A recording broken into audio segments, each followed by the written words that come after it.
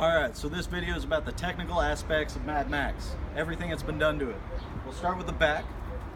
Essentially, the original owner tried to do a bobtail and didn't really get the light gauge welding right. So the back end and the tailgate and everything started falling off. So what I decided to do was repair it by flattening out a steel stud and using sheet metal screws. And that worked enough to kind of hold the taillights on. And then from there, I decided to convert a Jeep bumper, put my last initial in there with some wood tailgate, swing out tire carrier, works, gas ready to go, and reinforce this rear bumper.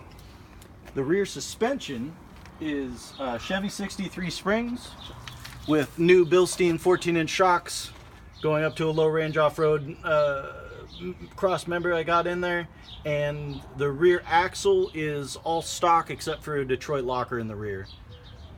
The Chevy 63 springs give me about a 3-inch lift, but also because of their length and because the thinness of the springs, they're extremely soft, so they add a lot of travel. We'll move to transmission.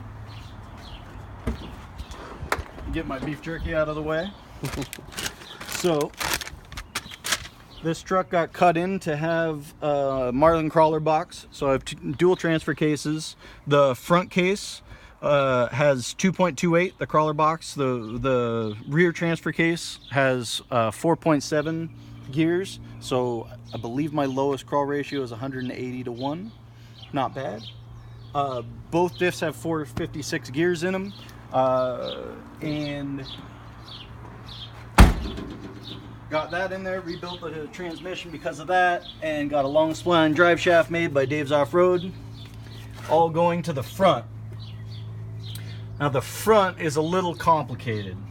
So working from the outside in, I've got the original 90 IFS hubs that were converted to a manual hub lock with the ASINs. I used FJ60 rotors and then moved the caliper to the back tab, basically tapped the back of the original frame tab, moved the caliper over and got it to the FJ60 rotors. So I'm staying at IFS width. I've got RCV axle shafts in there, chromoly axle shafts that go all the way in, and then Marlin built me the third member. So it's a high pinion V6 third member with Yukon 456 gears and an ARB locker, and I couldn't be happier. The thing runs really good. It's all Marlin full rebuild kit on all the seals. And then I'm a structural engineer, so I came up with my own way of strengthening the axle instead of doing the standard axle trusses, mostly just because I had scrap steel around. I knew it would be enough.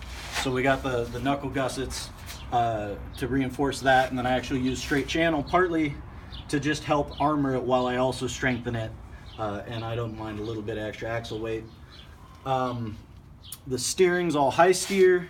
The weird part about the front was I decided to move the front axle about 1.5 inches, almost 2 inches forward to get a little bit better takeoff angle, which messed with some stuff. So I had to get a custom drop Pitmon arm made to fit just past between clearing the frame and clearing the springs.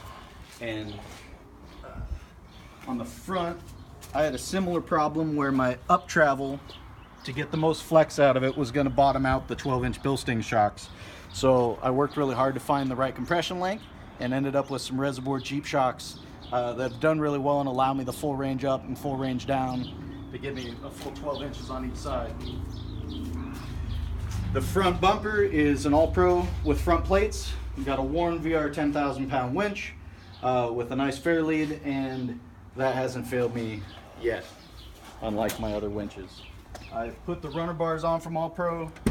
They're working, and on the way for you guys, I have an internal cage from 4x Innovations on the way. So we'll do the internal cage and a 5-point harness to make sure we're safe and ready for the show. Whereas otherwise, wearing a seatbelt is just a good start. Let's get to the engine. Engine is essentially all stock. It does have a K&N filter add-on over here, and this is where I fit my onboard air and air compressor. The system's a little less complicated right now, but I did run from the onboard air onto a hose that comes in, and this allows me my air hose hookup for airing up tires. It used to be run down to a fitting right there that allowed me to come under here under the wheel well and plug right in, but it's sticking right now, so I had to bypass it. Sorry for all the mud. Hopefully you can still see the components. I don't really bother washing it because what's the point? All right, thank you. That's Mad Max. That's all the technical specs.